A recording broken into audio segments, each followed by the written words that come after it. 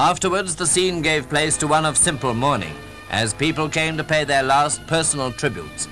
It was a scene of great pathos, and it portrays, better than words could do, the place Gandhi held in the hearts of Indians.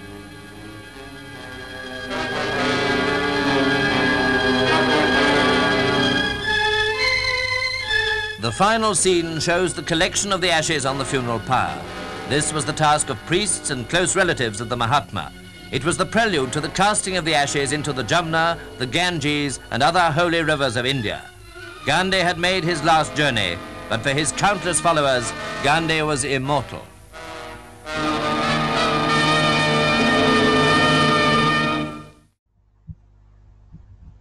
Hello everybody, welcome back to English Engineer Class 10, presented by English Engineer.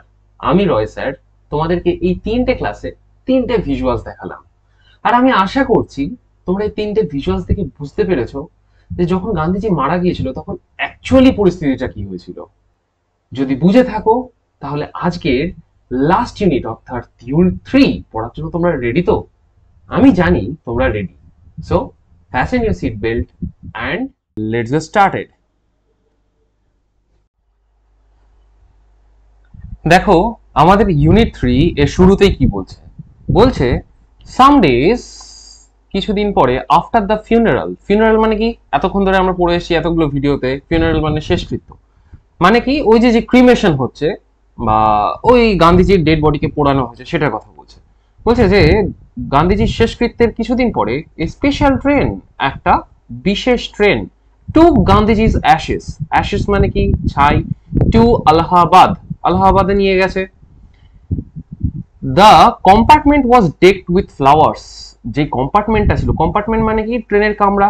তাই দেখো কি বলছে যে the compartment was ডেকড with flowers. সুন্দর করে ডেকড বলতে কি? সাজানো ছিল। লিখে নাও। তাহলে দেখো কি বলছে? বলছে এই যে কামরাটা ছিল, স্পেশাল ট্রেনের কামরাটা খুব সুন্দর করে ফুলে সাজানো ছিল। পিপল অন দ্য ট্রেন মানে কি? ট্রেনের মধ্যে যে সমস্ত লোকজন ছিল, স্যাং ভজনস, ভজন মানে ভজন কীর্তনের কথা বলছে। তো দেখো কি বলেছে? People on the train স্যাং bhajans মানে যারা ট্রেনের মধ্যে ছিল তারা ভজন কীর্তন করছিল। People did not weep anymore. Did not weep মানে কি? উইপ মানে কান্নাকাটি করা। এর আগের ক্লাসে তোমরা দেখেছো। তাহলে লোকজন আর কান্নাকাটি করছিল না, এনিমোর আর করছিল না। For they could feel Gandhiji's presence amid, amid মানে কি? লিখে নাও মধ্যে। amid the flowers and the songs। তাহলে যে গানের মধ্যে দিয়ে, ফুলের মধ্যে দিয়ে তারা গান্ধীজির উপস্থিতি অনুভব করছিল। at every station, প্রত্যেক স্টেশনে sorrowful, sorrowful মানে কি? দুঃখী। crowd মানে কি? জনতা বা লোকজন। filled the platform মানে ওই প্ল্যাটফর্মটা পুরো ভর্তি করে রেখেছিল। প্রত্যেকটা প্ল্যাটফর্মে যত দুঃখী জনতা ছিল সবাই এক জায়গাতে ভর্তি ছিল, মানে একত্রিত হয়েছিল। amid song and prayer the train reached Allahabad। এই যে গানের মধ্যে দিয়ে, প্রেয়ারের মধ্যে দিয়ে, প্রার্থনার মধ্যে দিয়ে আমাদের ট্রেন কোথায় পৌঁছে গেল? আলাহাবাদে। the ashes were immersed, immersed মানে কি? immersed মানে লেখো প্রথিত করা বা বিসর্জন দেওয়া। তাই দেখো কি বলেছে? the ashes were immersed in Ganges মানে গঙ্গাতে যে ছাইটা ছিল, গান্ধীজির যে অস্থি, সেটা কি হয়েছে? গঙ্গাতে বিসর্জন দিয়ে দেওয়া হয়েছে। where a huge crowd had gathered at the bank, যেখানে একটা বিরাট জনতা, বিরাট ভিড় কি হয়েছিল? একত্রিত হয়েছিল ব্যাংকে। ব্যাংকে মানে কি? নদীর তীরে। afterwards we all went back to Delhi। এরপরে আমরা সবাই কোথায় চলে গেলাম? আবার দিল্লিতে ফেরত চলে গেলাম। back in Delhi, দিল্লিতে এসে I felt at sea। felt at sea এটা হলো একটা ইডিয়াম। মানেটা কি? দেখো সিম্পল ভাবে, একদম সহজ ভাবে বুঝে নেব। সমুদ্রের মাঝখানে তুমি রয়েছো। ধরো সমুদ্রের অনেক ভিতরে, অনেক মাঝখানে তুমি রয়েছো। কোনটা কোন দিক তুমি বুঝতে পারবে? পারবে না। তার কোথায় কুল রয়েছে, কোথায় কিনারা রয়েছে বুঝতে পারবে? তাও পারবে না। তো সেটাই বলতে চেয়েছে যে দিল্লিতে ফেরত এসে আই ফেল্ট অ্যাট সি, আমি যেন কুল কিনারাহীন, দিশাহীন মনে করছিলাম। যাদের যাদের নাম দিশা রয়েছে, I had not directly walked with Gandhiji. আমি গান্ধীজির সাথে সরাসরি, ডাইরেক্টলি মানে কি? সরাসরি। তাহলে আমি সরাসরি গান্ধীজির সাথে হাঁটিনি। gone to prison না তো জেলে গিয়েছি, at his call তার ডাকে, or made any sacrifice for my country না তো আমি আমার দেশের জন্য কি করেছি, কোনো স্যাক্রিফাইস করেছি। স্যাক্রিফাইস মানে কি, লিখে নাও ত্যাগ। না তো আমি দেশের জন্য কোনো ত্যাগ করেছি। মাই সিস্টার্স অ্যান্ড আই, আমার বোনেরা এবং আমি, and other young people like me, এবং অন্যান্য যারা অল্প বয়স্ক ছিল, ইয়ং পিপল অল্প বয়স্ক লোকজন, লাইক মি আমার মতন, হ্যাড বিন মেয়ারলি অনলুকার্স। মেয়ারলি, এই মেয়ার কথাটা আমি এর আগে দুটো লেসনের মধ্যে অলরেডি করিয়ে ফেলেছি। তো মিয়ারলি মানে হলো নিছক, মানে কি শুধু, মানে সামান্যই। অনলুকার্স, অনলুকার মানে কি, লিখে নাও প্রত্যক্ষদর্শী। তাহলে দেখো কি বলছে, বলছে যে প্রথম থেকে লাইনের শুরু থেকে দেখো, মাই সিস্টার্স অ্যান্ড আই, আমার বোনেরা এবং আমি, and other young people like me, এবং অন্যান্য অল্প বয়স্ক লোকজন যারা আমার মতন, হ্যাড বিন মিয়ারলি অনলুকার্স, তারা শুধুমাত্র বা নিছক প্রত্যক্ষদর্শী ছিল। ক্লিয়ার? তারপরে দেখো কি বলেছে, but still I felt at sea, কিন্তু তারপরেও আমি নিজেকে দিশেহারা মনে করছি, কুল কিনারাহীন মনে করছি বা অনুভব করছি। আই ফেল্ট, আমি অনুভব করলাম, I had grown up within a magic circle, আমি অনুভব করলাম, আই হ্যাড গ্রোন আপ মানে আমি বড় হয়ে এসেছি কিসের মধ্যে, উইদিন এ ম্যাজিক সার্কেল, একটা গোলকের মধ্যে, জাদুই গোলকের মধ্যে বা জাদুই বৃত্তের মধ্যে যেন আমি বড় হয়ে উঠেছি। উইথ বাপুস পাসিং অ্যাওয়ে, বাপুর মারা যাওয়ার সাথে সাথে, আই ফেল্ট, আমি অনুভব করলাম, the magic circle had vanished, মানে কি সেই জাদুই বৃত্তটা কি হয়েছে, উধাও হয়ে গেছে। লিভিং মি আনপ্রোটেক্টেড, আমাকে কি করেছে, আমাকে সম্পূর্ণ আনপ্রোটেক্টেড, আনপ্রোটেক্টেড মানে কি অসুরক্ষিত, প্রোটেক্ট করা বলে না, তো প্রোটেক্ট মানে সুরক্ষিত, আর আনপ্রোটেক্টেড মানে কি অসুরক্ষিত রেখে চলে গেছে। নেক্সট স্লাইডে দেখো কি বলেছে,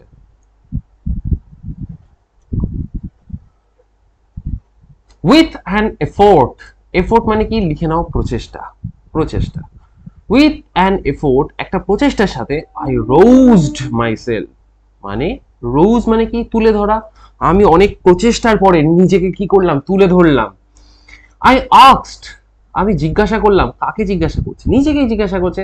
had Bapu lived or died for nothing, এই লাইনটা খুব একটু ক্রিটিক্যাল লাইন। দেখো কি বলেছে, বলেছে had Bapu lived and died for nothing, মানে হলো বাপু কি বেঁচে ছিল, লিভড মানে বেঁচে ছিল, অ্যান্ড ডাইড এবং মারা গেছিল, ফর হোয়াট, নাথিং এর জায়গাতে যদি আমরা হোয়াট ইউজ করি,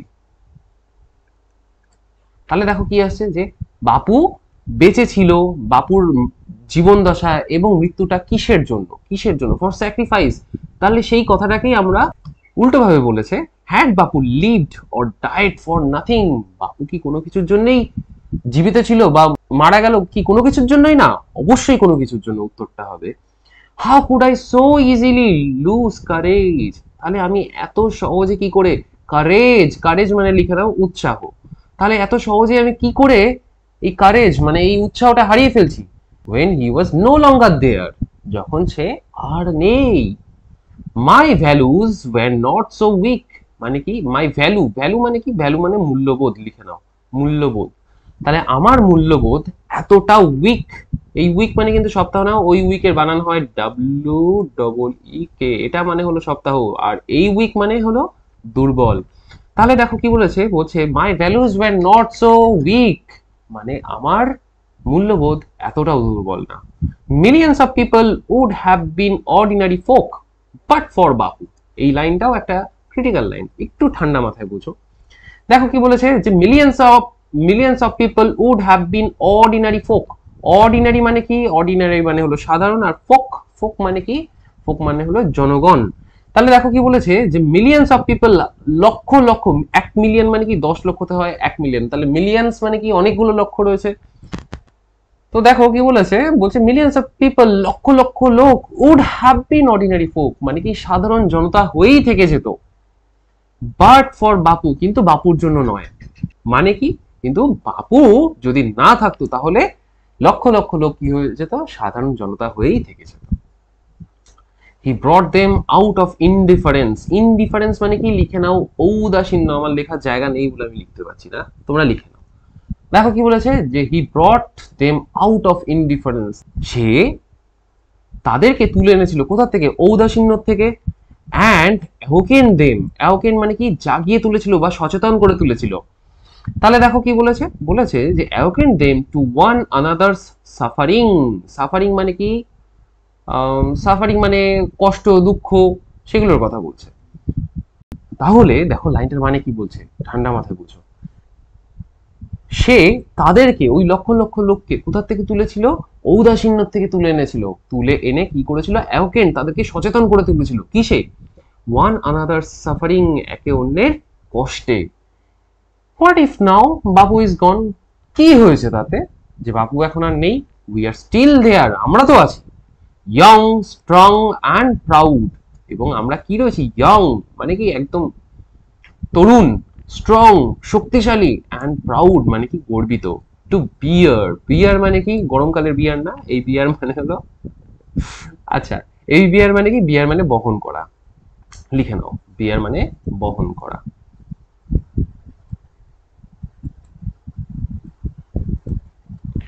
তাহলে দেখো কি বলছে যে বিয়ার মানে কি? বহন করা। হিজ ব্যানার বিফোর আস মানে কি? তার ব্যানার, লাইক গান্ধীজি মারা গেছে সেই ব্যানার সামনে রয়েছে, এবং তার যে আইডিওলজি রয়েছে, অ্যাকচুয়ালি এখানে ব্যানার বলতে না, তার আইডিওলজির কথা বলছে। আইডিওলজি মানে মতবাদ। তো তার যে মতবাদ রয়েছে সেটা আমাদের আমাদের মধ্যে আমরা বহন করার জন্য যথেষ্ট স্ট্রং রয়েছি, যথেষ্ট অল্প বয়সী বা তরুণ রয়েছি, এবং যথেষ্ট গর্বিতও রয়েছি। তারপরে দেখো কি বলেছে, বলেছে বাপু had passed away. Bapu passed away, তোমাদের ফ্রেজাল ভার্ব। পাস্ট অ্যাওয়ে মানে কি? ডাই, মৃত্যু বা ডায়েড। তাহলে বাপু মারা গেছে, বাট কিন্তু his India would continue to live in his children, কিন্তু তার যে স্বপ্নের ভারতবর্ষ রয়েছে সেটাই তার সন্তানদের মধ্যে বইতে থাকবে বা প্রবাহিত হতে থাকবে। তাহলে দেখো আজকে আমরা lesson 3 the passing away of বাপুর ইউনিট 3 শেষ করলাম, এবং তার সাথে সাথে পুরো লেসনটাকেও কমপ্লিট করে ফেললাম। আশা করি ভিডিওটা তোমাদের খুবই ভালো লেগেছে। যদি ভালো লেগে থাকে তোমরা নিজেরা লাইক করো, শেয়ার করো, সাবস্ক্রাইব করো, এবং তোমাদের বন্ধুদেরকে অবশ্যই জানাও। পরের ক্লাসে আমি তোমাদের জন্য নিয়ে আসবো আরো একটা নতুন লেসনের খুব সুন্দর মিষ্টি এক্সপ্লেনেশন নিয়ে। So that's all for today. Thank you.